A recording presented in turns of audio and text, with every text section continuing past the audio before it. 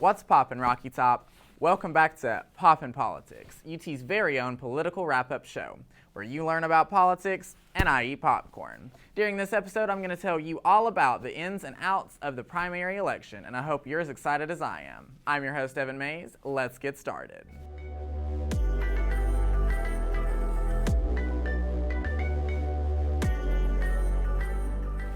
This year, a presidential election will take place. But before Donald Trump faces off against his Democratic challenger in November, a primary election will take place. The 2020 Democratic primary race has been groundbreaking and historic.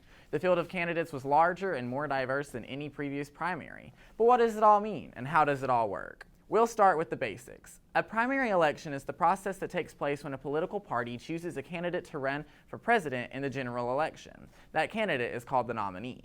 Now, the general election is a whole different ballgame, and we'll get into that in a different episode. The focus of the 2020 primary election is on the Democratic Party. Donald Trump is the incumbent president. Incumbent means the person who is already elected and is running for re-election, meaning he will be the Republican Party's 2020 candidate. Although there are several Republicans challenging Trump for the nomination, only once in history in 1856 has a party not nominated an incumbent president to run for re-election. So who can run in a primary? During a primary election, any member of the political party can run. They don't have to have any prior political experience to run, as long as they meet the qualifications for being president of the United States and they are registered with the party whose primary they want to run in, then they can do it. As candidates join the race, debates start taking place. The first debate in the 2020 Democratic primary took place last June. Over the span of 2019, 6 debates took place. Another 6 debates are scheduled to take place over the span of the first 4 months of 2020. But how is it actually decided who the party's nominee will be? Well, each state will hold its own election, beginning with Iowa on February 3rd. Unlike the general election, states have their elections on different days, and each state has its own set of rules. In the same vein as the general election, however, each state has a set number of delegates based on the population of the state.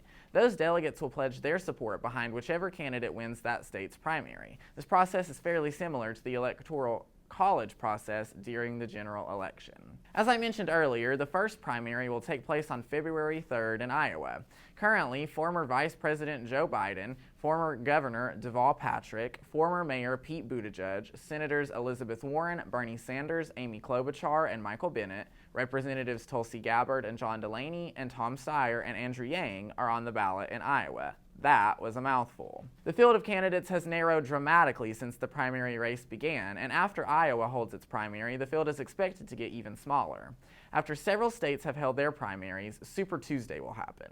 Super Tuesday is a day in which Alabama, Arkansas, California, Colorado, Democrats abroad, Maine, Massachusetts, Minnesota, North Carolina, Oklahoma, Tennessee, Texas, Utah, Vermont, and Virginia will all hold their primaries. After this key date in the primary election, it is likely that a clear candidate will emerge from the large crowd of prospective nominees. This summer, the Democrats and Republicans will hold conventions. People will travel from all over the country to be at their party's convention. During the convention, many prominent party members will give speeches, setting the agenda and platforms for the party.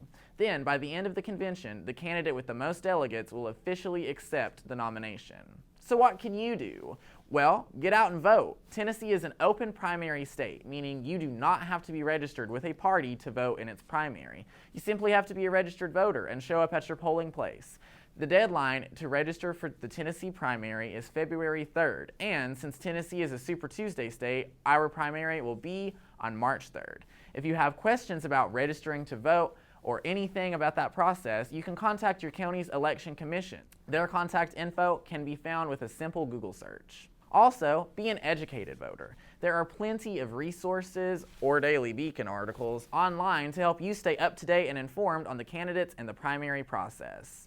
All right, everyone, I hope that this video was super informative and will help you navigate the field and the maze of the primary election season. But it's all boiling down and it's super exciting. So remember to get out and vote. Thank you all so much. It's been a pleasure to educate y'all on the primary election process, and I'm super excited for next week's episode, and I hope you are too. So tune back in with us here at the Daily Beacon. My name is Evan Mays, signing off.